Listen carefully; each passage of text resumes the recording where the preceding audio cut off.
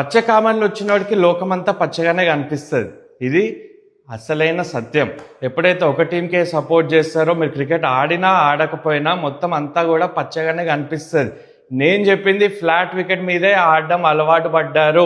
మీరు కామెంటరీ సరిగ్గా వినుంటే, out of context తీయకపోయి ఉంటే ఎస్ఆర్హెచ్ఏ కాదు అన్ని టీమ్స్ కూడా, ఎందుకంటే వాళ్ళ మైండ్ సెట్ ఒట్టి కొట్టాలి, 250 కొట్టాలి, 300 కొట్టాలి, కానీ అడాప్ట్ చేసి ఎవరు ఆడాలనుకోవట్లేదు.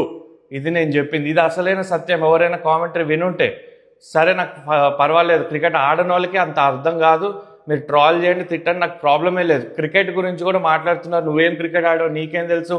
T20 క్రికెట్లో ఛాంపియన్షిప్లో ఏమైనా గెలిచావా? T20 క్రికెటే క్రికెటా? వేరే ఫార్మాట్లో క్రికెట్ కాదా?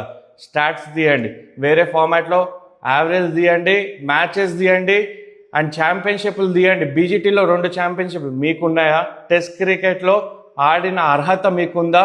ఫస్ట్ క్లాస్ క్రికెట్లో 100 పైగా మ్యాచ్లు ఆడిన అనుభవం మీకుందా? 2 ఛాంపియన్షిప్లో, 3 ఛాంపియన్షిప్లో, 5 ఛాంపియన్షిప్లో గెలిచినట్టు మాట్లాడుతున్నారు కదా.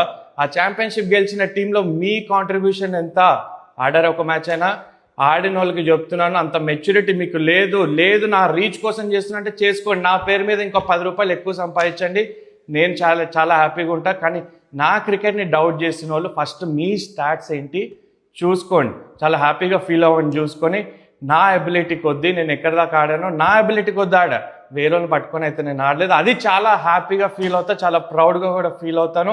మీకు పచ్చ కామెరలు ఉన్నట్టున్నాయి, అందుకని ఒక టీంకే సపోర్ట్ చేసుకోండి, హ్యాపీగా చేసుకోండి.